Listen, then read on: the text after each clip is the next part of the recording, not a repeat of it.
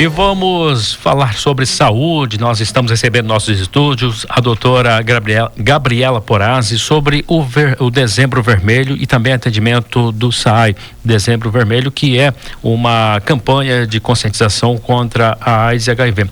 Doutora, primeiramente, obrigado por estar conosco nesta manhã. Bom dia. Bom dia, tudo bom? Como vocês falaram, meu nome é Gabriela. Hoje eu sou médica aqui no município e eu atuo no nosso SAI, que é o Serviço de Assistência Especializada. O pessoal às vezes confunde um pouco com o SAI da água, mas é um ramo mais voltado para a saúde. No SAI, é um serviço relativamente jovem que a gente tem no município. Ele foi implantado em junho do ano passado. E lá a gente faz os atendimentos de pacientes HIV, hepatites e todas as outras doenças sexualmente transmissíveis, né? O SAI, ele fica localizado ali no Espaço Saúde, em frente à Central de Regulação. É mais fácil dos pacientes acharem assim. E o que é o Dezembro Vermelho? Qual a sua importância para a sociedade, especialmente para a nossa sociedade? O Dezembro Vermelho, ele foi implantado no Brasil por uma lei em 2017, porque viu-se a necessidade de você ter um mês onde o foco seja o HIV, a AIDS e as outras doenças sexualmente transmissíveis. Por quê? O HIV ele já não é uma doença tão nova, ele já é uma doença mais antiga e a gente ainda tem uma taxa de transmissão bem grande entre a população. Então, objetivando-se a dar mais atenção para essa doença, a promover uma disseminação maior de conhecimento e buscar essas pessoas para fazerem testes rápidos, instituiu-se o Dezembro Vermelho, para a gente ter um foco maior nessas doenças. Doutora, falando nisso, né? Quais são aí os principais desafios no combate ao HIV e à AIDS atualmente, pela sua visão? Duas coisas. A negação, principalmente a negação e o preconceito. A negação porque a gente vai conversar um pouquinho de testes rápidos, mas testes rápidos é algo que todo mundo deveria fazer, né? Todo mundo que tem uma vida sexual ativa, pelo menos uma vez na vida, uma vez ao ano, deve fazer testes rápidos. E para aquelas pessoas que têm uma exposição sexual com mais de risco, fazer a cada 6 meses ou até em intervalos menores, né? E muitas pessoas acabam entrando em negação. Elas têm medo de descobrir a doença e não procuram o serviço para estarem fazendo esses testes rápidos, né? E o preconceito. Infelizmente, a gente ainda tem uma grande parte da população que liga ao HIV à promiscuidade e que hoje em dia não tem nada a ver com isso, né? O HIV, ele é uma doença como qualquer outra doença infecto-contagiosa, que hoje a gente tem tratamento. Infelizmente, ela não tem cura, porém, o tratamento é extremamente eficaz em deixar esse paciente, que a gente chama de indetectável, né? A gente não consegue detectar nenhum vírus ali na corrente sanguínea dele e, consequentemente, ele não transmite a doença. Então, são pessoas que podem ter uma família, podem ter filhos normalmente, vivem normal. A gente já perdeu aquele estigma daquele paciente emagrecido, cheio de doenças oportunistas, porque hoje o tratamento é extremamente eficaz em devolver essa qualidade de vida para o paciente. E quanto mais cedo descobre a infecção, melhor é o tratamento? Eu acho que não seria questão de melhor ao tratamento, mas evita-se doenças oportunistas que podem gerar sequelas, né? Como o HIV, ele faz uma destruição de células, principalmente células de imunidade do organismo, reduz a imunidade do paciente, mais fácil falar assim. Então, ele acaba ficando refém de ter algumas outras doenças que podem prejudicar muito eles. Por exemplo, infecções no sistema nervoso central, no cérebro da pessoa e que podem gerar sequelas. Então, se a gente tem um diagnóstico precoce, a gente já evita desse paciente ter algumas outras doenças que podem agravar mais o quadro dele, como pneumonias, meningites e algumas outras coisas. Doutora Gabriela, como é que está a situação epidemiológica aqui em Lucas do Rio Verde, né, e também na região, relacionada aí aos números de casos de HIV e outras doenças sexualmente transmissíveis? De HIV, é o que eu tenho os números mais facilmente, a gente faz o acompanhamento de aproximadamente 450 pacientes hoje no município.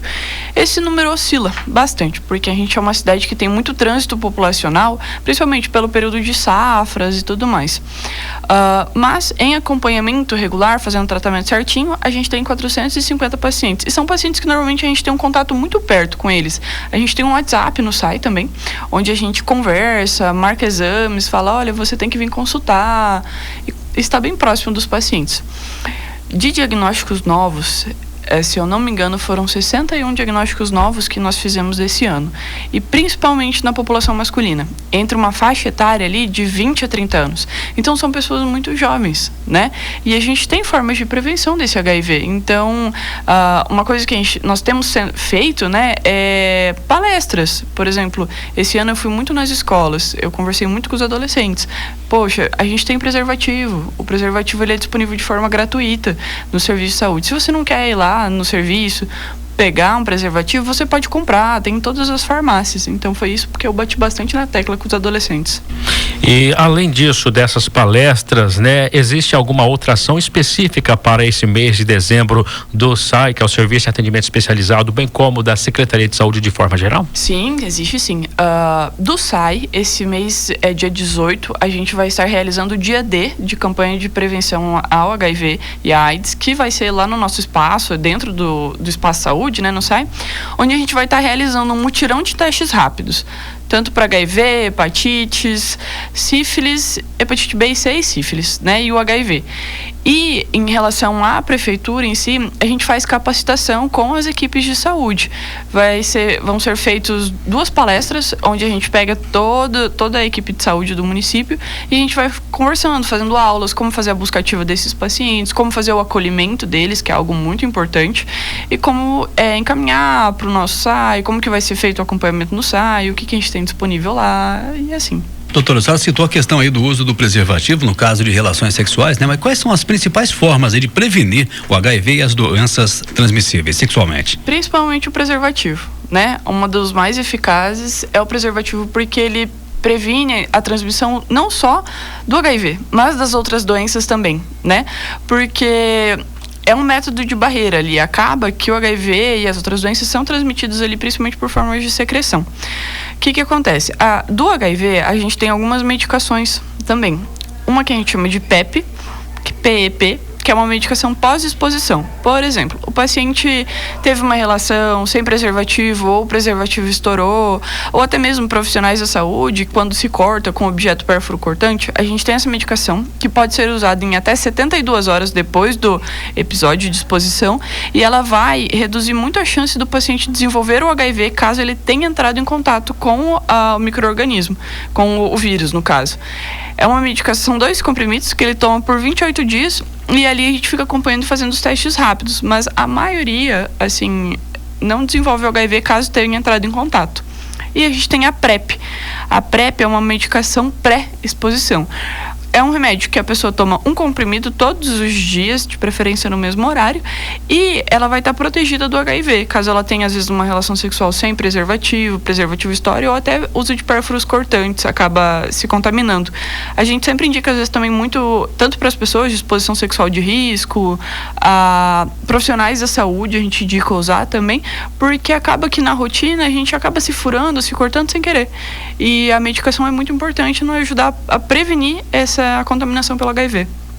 E a adesão ao tratamento antirretroviral ainda é um desafio, e o que tem sido feito para melhorar a continuidade do tratamento? Há muitos pacientes, por exemplo, que no meio do caminho cancela para o tratamento, interrompem. Aí entra muito aquela questão da negação, né? Que alguns, quando a gente começa a tratar, vive uma vida normal, trabalha normal, não tem doença nenhuma, fica tranquilo. E eles acabam entrando naquela pergunta: será que eu tenho essa doença mesmo? E daí acaba parando o tratamento e ficando doente. Mas não é a maioria dos casos. A maioria dos casos, eles fazem o tratamento corretamente, eles estão em cargas virais indetectáveis. A maioria é bem conscientizado, porque a gente faz também, a maioria, quando eles descobrem, eles procuram bastante informações. Então, eles leem matérias, normalmente eles são bem instruídos. E eles conseguem, eles tomam certinho o remédio, eles são bem conscientizados e tomam. Bem poucos, assim, os que às vezes eu tenho que chamar mais perto, acompanhar mais junto comigo, mas a maioria toma bem certinho. Doutora, a senhora falou que o SAI é um serviço novo ainda no município, né? Como que é a estrutura desse serviço aqui? Ele funciona bem? O espaço é amplo? Funciona. Lá é bem bacana porque, assim, a gente tem uma equipe multidisciplinar, né? Que faz o atendimento desse paciente. Não é só a médica. A gente tem a menina que faz o acolhimento inicial, a enfermeira que faz os testes rápidos, tria esses pacientes também para mim, já começa a introduzir uma conversa, a consulta comigo, consulta com psicóloga, a gente tem uma psicóloga disponível para os nossos pacientes do SAI, assistente social, nutricionista, e a gente tem uma farmácia do SAI ali no nosso espaço. A farmácia é para dispensação das medicações que a gente tem ali, tipo os antirretrovirais, a PEP, a PrEP, medicações de hepatite. Então essas são todas ali conosco, a gente que faz a distribuição dessas medicações. E o serviço funciona muito bem. A gente consegue dar uma atenção para os nossos pacientes, consegue fazer busca ativa daqueles que a gente vê que às vezes estão faltando na consulta, não fazendo os exames. Então a gente consegue funcionar super bem. Doutora, antes de finalizarmos então nossa conversa, nosso bate-papo, mais do que então estar tendo toda a medicação, tendo todo o serviço à disposição, a prevenção, a orientação, o cuidado, e isso é o mais importante antes mesmo da pessoa estar em qualquer risco, né? Sim, sempre leiam muito. O conhecimento em qualquer área, ele tira a pessoa daquela escuridão, né? E o que eu sempre oriento para os pacientes? Poxa, surgiu alguma ferida, alguma ulceração na região genital, muitas vezes ela pode desaparecer, mas isso não quer dizer que você está curado. Você pode estar, por exemplo, com uma sífilis. Se surgiu uma ferida na região genital, está saindo alguma secreção de uma cor estranha, de um cheiro estranho, procura atendimento médico. Não fica postergando, porque você pode transmitir algumas doenças para outras pessoas e isso pode fazer mal para você mesmo. E o principal é isso. Poxa, viu algumas lesões na região genital que não são do habitual, secreção estranha, procura atendimento. E o uso do preservativo, né? É o mais eficaz em proteger todas as doenças sexualmente transmissíveis. Doutora, então muito obrigado. Nós voltaremos a conversar sobre esse tema em outros momentos e deixamos sempre os microfones da AgriFM à disposição. Muito obrigada pela disposição de vocês. 102 em pauta. Patrocínio Agrobágio, a sua concessionária John Deere. Novo Tempo, juntos para o novo por você. E Fert Rio, uma parceria que dá certo.